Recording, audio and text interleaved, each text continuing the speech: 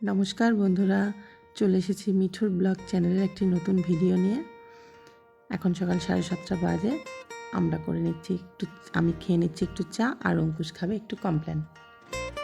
তারপর অঙ্কুশ এতক্ষণ পড়াশোনা করছিল, যে কমপ্লেনটা আনা হলো বইগুলো পাশে রেখে শুরু করে দিল, যাবো একটু ছাদে। আমি ভিডিও করছি, ওই জন্য বলছে তাড়াতাড়ি আমার কাছে দাও, আমি তোমার জামা কাপড়গুলো মেলে দিচ্ছি। অন্যদিন কিন্তু মেলে দেয় না, বললেও করে দেয় না। তবে আজকে সূর্য মামা বেশ সকাল সকাল উঠেছে, রোদ্দুর উঠেছে একেবারে ঝকমকে। পাশে একটি আমাদের পেঁপে গাছ আছে, পাখিগুলো সব পেঁপে খেয়ে যাচ্ছে। দেখো, আজকেও একটি খেয়ে নিয়েছে। অঙ্কুশ বলছে পাড়া আনছি যখন খেয়েই নিয়েছে, আর পেরে কী হবে, তো খেয়েই নিক। তাই জন্য চলে এসেছি সকাল সকাল আমার নিজের কাজ নিয়ে।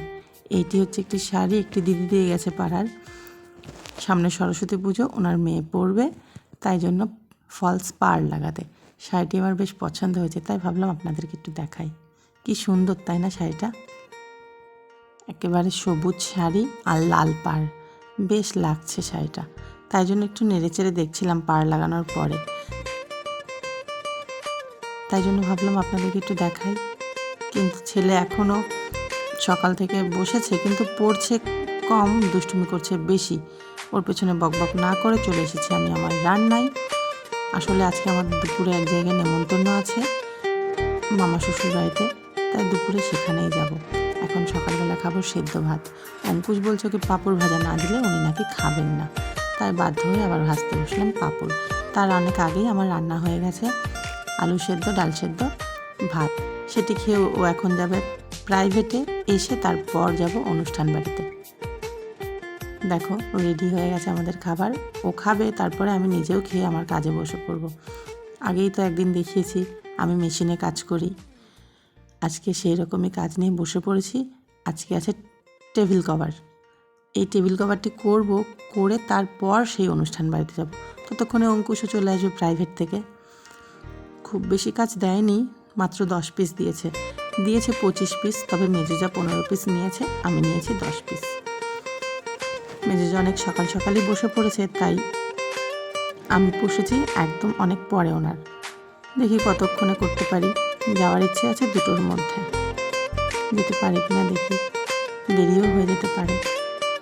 এখানে অনেক সময় লেগে যাচ্ছে, আসলে কাপড়গুলো না কেমন যেন অন্য দিনের তুলনায় আজকে মনে হচ্ছে একটু দেরি হচ্ছে। অবশেষে হলো, 5 পিস করে ভাঁজ করতে হয়, যাতে ওদের গোনায় সুবিধা হয়। তাহলে ওরা বান্ডিল দেখেই বুঝতে পারে যে 5 পিস করে যেহেতু বাঁধা থাকে, ওদেরও সুবিধা হয় আর আমাদেরও বাঁধতে খুব সুবিধা হয়।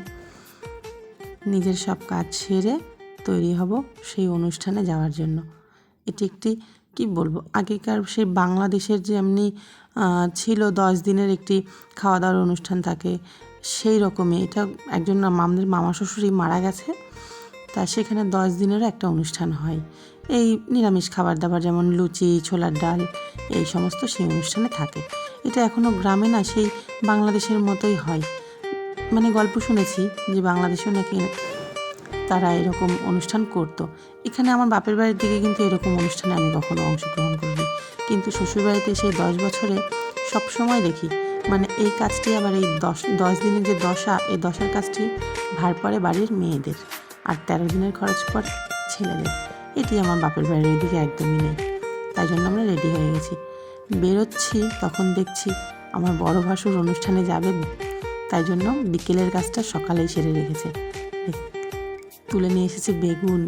দেখো, এটা কিন্তু আমাদের যেহেতু চাষ আছে, তাই জন্য কালকে সকালবেলা বাজারে যাবে, আজকেই রেডি করে রেখে দিয়েছে, যাতে আমরা অনুষ্ঠান থেকে এসে, তো সন্ধে লেগে যাবে যেহেতু মামা শ্বশুর বাড়ি, যাতে তারপরে ওনাকে আর মাঠে না যেতে হয়। কি সুন্দর না বেগুনগুলো? রেডি হয়ে গেছে সবাই, আমরা এখন যাই। টাটা। তোমরা অপেক্ষা করো আমার একটি নতুন ব্লগের জন্য।